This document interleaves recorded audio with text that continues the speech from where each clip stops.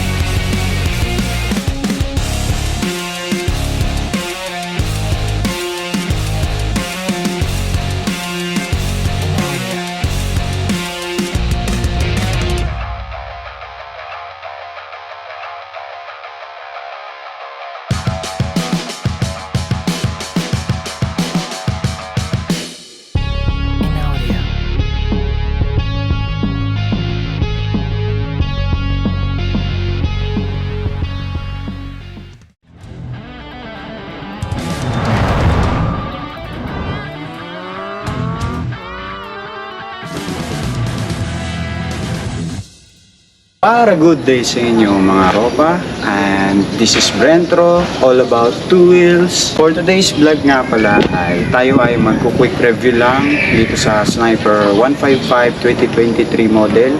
At syempre ite-test ride din natin yan ngayon. So yun, tingnan muna natin yung itsura niya. Bago tayo pumunta sa itsura niya, itong 2023 model ng Sniper ay meron siyang dalawang variants.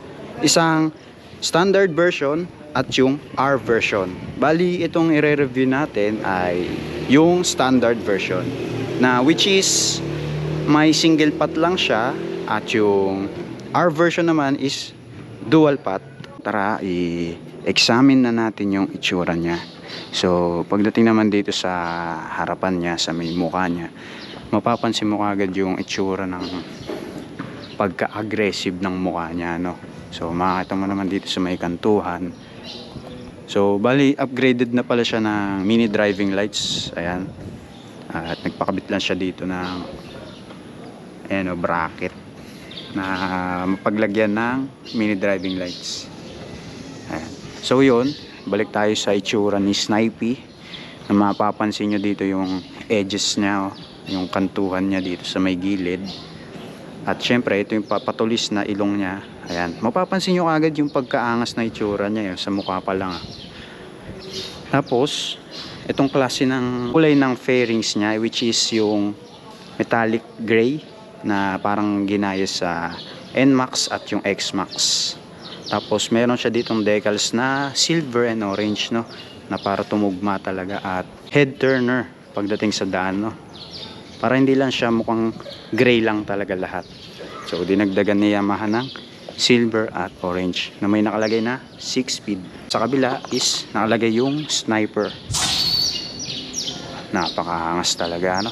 And then, tinugma na rin nila dito sa may front fender yung kulay niya sa body. And dito sa gilid niya, makakita mo agad yung emblem, Yamaha emblem dito. So, isa sa dagdag points o dagdag pogi points ni Yamaha Sniper yung emblem na yan. Sabayan mo pa ng decals na Yamaha Sniper 155 dito. Napaka minimalist niya lang tignan, diba? Napakaangas with silver and orange yung kulay ng decals niya. Talagang hindi mo mapapansin na decals kasi tugman-tugma sa kulay ng fairings niya, no? Ayan, no? May effect pa siya dito na lumampas, diba? Na may nakalagay na fuel injection. Pati dito sa part na to, yung coat ng kulay niya, no? Aluminum, parang aluminum yata to. Matte. Ayan, no? Matte aluminum yata. Tapos pagdating naman dito is glossy gray. Ayan. Na may nakalagay liquid cooled. Tapos isa sa mga napansin ko dito is itong yung nilagay ni Yamaha dito na may butas-butas. Yan, oh. So, parang isa may Aerox. Kaso yung sa Aerox, hindi siya butas-butas, no? Dito sa Sniper, butas-butas. Which is, malaking tulong ito sa aerodynamics. para may lalabasan yung hangin when it comes sa high speed, 'di ba? Hindi nyo masasalo lahat yung hangin. May lalabasan siya dito. So, yun yung parang napansin ko na kinaganda nitong sniper. At yun, syempre, isa sa nagpaano sa akin is itong upuan niya. Two-toned seat na siya. Ayan, oh. Iba yung pagka-texture nung sa may angkas. Iba yung texture ng sa mismong rider. Ito yung parang dry. Tapos ito parang foam na texture niya. Tsaka yung stitches niya, makita nyo, orange. Hindi siya white or black, di ba? Parang tinugma talaga nila sa kulay nitong model na to. At yun, syempre, upgraded na rin siya ng box. Yan, sec box. Para in case na pang grocery, di ba? Yan, maaari nyo na siyang lagyan ng ganito. So, sabi ni tropa, plug and play lang daw yan. Napakaangas, di ba? Napakaangas ng niya, box niya. Minimalist. Kesa mag top box kayo, okay din yung ganito. Yan. Kung dyan lang naman yung bibili niya. So, yun mga tropa, pakita ko sa inyo yung sa standard version, which is yung single pot na nilagay ni Yamaha. And doon sa our version is dual pot caliper na, no? Tapos ito, single disc pa rin, hydraulic disc, tapos telescopic fork. Ayan, tapos ito engine cover, papansin nyo. Ayan, para minimal na lang yung papasok sa makina nyo kapag sakaling bahaing kayo o dumaan kayo sa mga putik-putik o mababato, di ba? At least matatakpan at mapoprotektahan niya pa rin yung makina. Tapos makita nyo, napakaangas yung nilagay niya ditong radiator cover, no? Ayan, Exciter 155 VVA. Angas. And then dito sa likod is ayan, single hydraulic disc, tapos single pot caliper, at ang niya is Nissin brand na, no? So yan sa likod. And then eto parang nag-iba yata siya, or ewan ko kung stock ba tong kulay ng muffler niya, yung tip, muffler tip, kung stock or ito ba talaga or binago na. Kasi ito kulay black siya, glossy black. Yun, punta naman tayo sa gulong. Bali ito, stock tire size na tubeless Maxxis tire. Ang sukat ay 120 by 70 by 17. At yung sa harap ay 90 by 80 by 17. Yan. So medyo may kakapalan na din. May tindigan na rin yung kanyang hubog. Punta naman tayo sa engine specs ni Yamaha Sniper, no? Meron siyang displacement na 155cc at may maximum power na 17.8 horsepower. Tapos may fuel tank capacity siya ng 5.4 liters. Na may maximum torque na 4.4 Newton meter. At may compression ratio na 10.5 by 1. So yun, clutch type na siya. Tapos may assist and sleeper clutch na rin.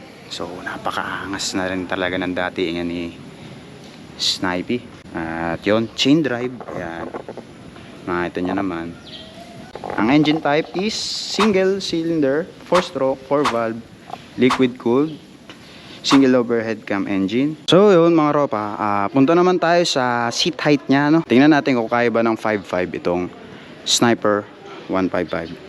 At yun, so yung mga ropa, nakalimutan ko pala banggitin, no? Itong Yamaha Sniper 155 na to is may ground clearance pala siya na 150 mm.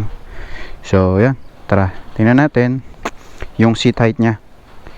Seat height pala nito nasa 795 yung kanyang seat height. At titignan natin kung kaya ba ng 5.5 tall itong Yamaha Sniper.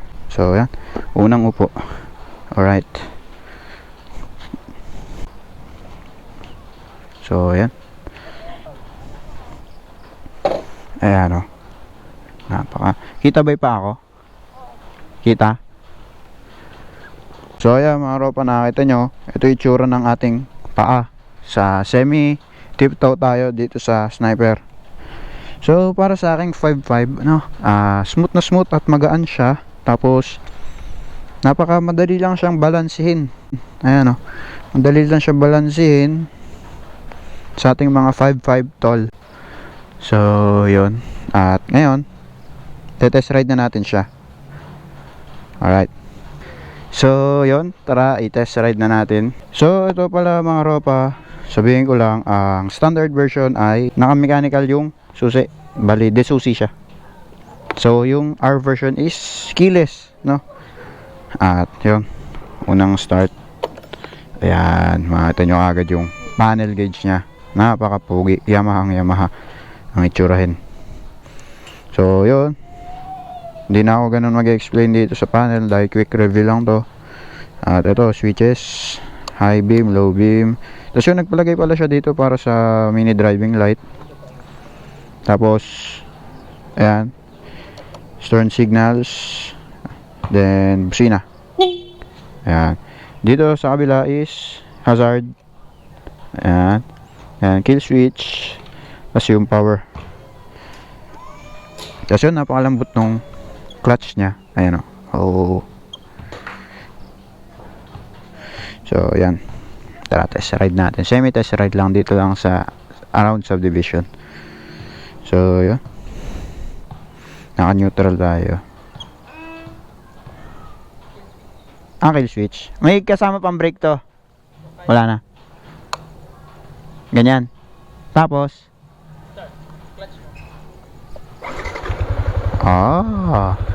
grabe, bagay na bagay. Bagay sa akin, no? Kaso ayaw eh. So yun mga ropa, makikita nyo yung tunog ng stock pipe ni Yamaha Sniper. Ayan o.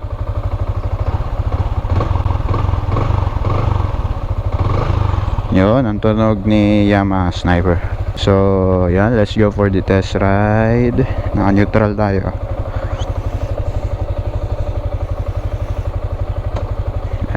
Ngayon lang ulit ako naka-testing ng manual mga ropa eh. Panay ano tayo, matic scooter.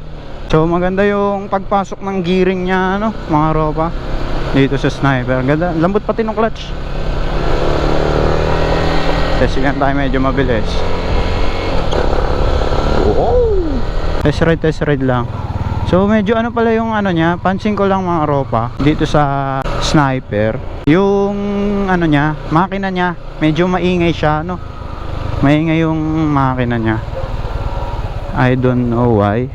Hindi, pansin ko lang, parang maingay yung makina ni Yamaha sa lahat ng mga klase ng motor nya. Ikot-ikot lang naman tayo dito, hindi tayo magwawawas-was at ito ay subdivision. Sabihin ko na lang yung naging parang top speed ni tropa, yung may-ari mismo nitong Sniper. Nabanggit niyang top speed dito sa Yamaha Sniper is 136 km/h. So hindi ka na mabibigla kasi 6-speed transmission, tapos underbone, 155cc. Hindi ka na magdududa kung bakit ganun kalakas yung top speed niya, ano? Ngayon di na natin ite-testing yung top speed, gawa nandito tayo sa subdivision, mahirap na, hindi rin natin pwede ilabas at hindi atin ito. Susunod na kapag may permiso na at may permiso na pwedeng ilabas. Pagdating sa handling niya mga ropa, naiismutan ako sa handling nitong Yamaha Sniper. Ayan o, pagdating sa mga likuan, okay na okay siya. So sa comfortability naman, para sa akin medyo comfortable naman siya. At sabi nung tropa na may-ari nito, pagdating daw sa may angkas, nahihirapan daw. So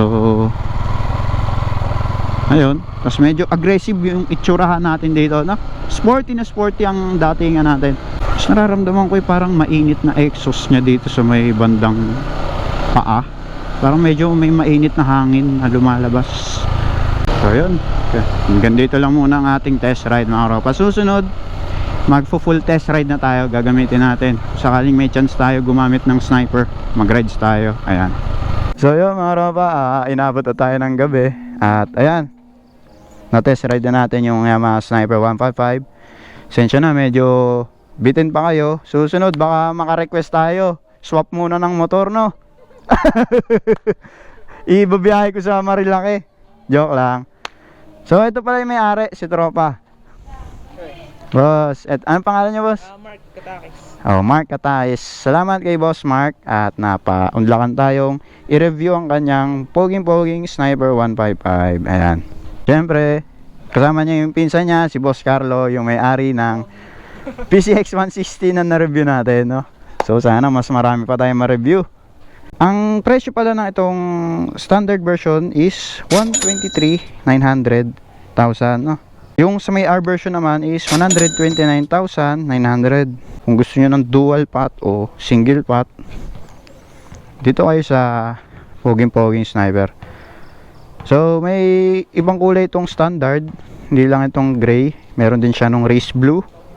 Tapos dun sa R version is yung glossy black na.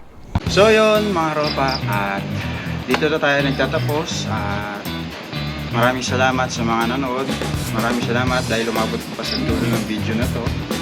At yun, salamat din kay Boss Mark na napunlakan tayong gamitin yung kanyang sniper. At kay Boss Carlo para sa lugar niya, no? Kung nakapag-desisyon ka na kung anong klaseng underbone ang kukunin mo, eto na yun. Kunin mo na to at bumili ka na bago matapos ang taon, no? Saktong-sakto to sa'yo. Yun, hanggang dito na lang tayo mga roba. Please hit subscribe button at follow my social media accounts dyan sa may description box. Lalagay ko na lang dyan. Follow at like nyo na lang. So yun, ganito na lang. Alright, let's go!